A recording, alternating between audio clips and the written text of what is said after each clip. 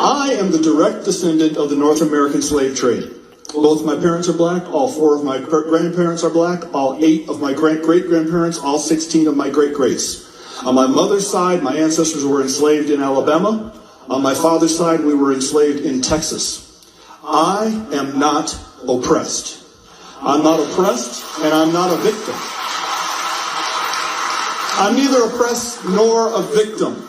I travel all across this country of ours.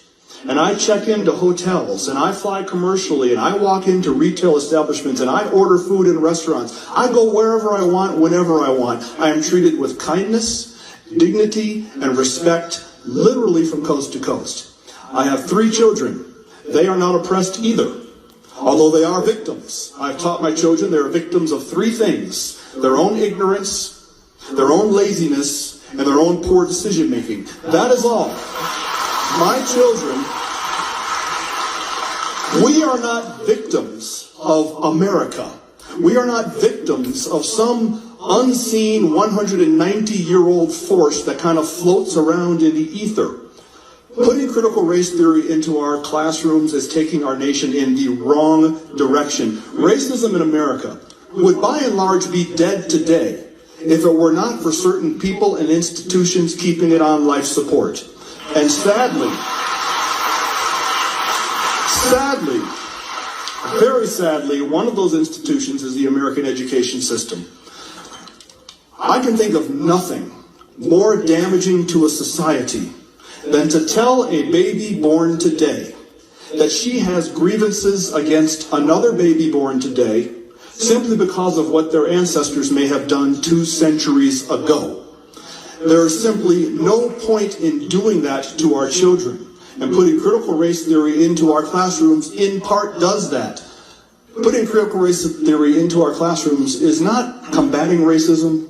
It's fanning the flames of what little embers are left. I encourage you to support this resolution. Let racism die the death it deserves. And let's keep living the life of country that we want. Thank you. God bless you, sir. God bless this father. Wow. Incredible. That was a father in Colorado Springs. According to Christopher Rufo, verified Twitter user, this Colorado Springs father denounces critical race theory and says that racism in America would be dead today if not certain people and institutions keeping it on life support, saying, let racism die the death that it deserves indeed. Following his testimony, the school board voted 3-2 to ban critical race theory. This is what grassroots activism looks like. This is what taking back your country looks like. I am so encouraged by our movement. I am so encouraged in the blessed country that we live in. I am so proud of Americans standing up and speaking up. Oh, it just makes your heart swell to see a father like that. God bless you, sir. You have quite literally in the modern era saved your children from racism. Bravo.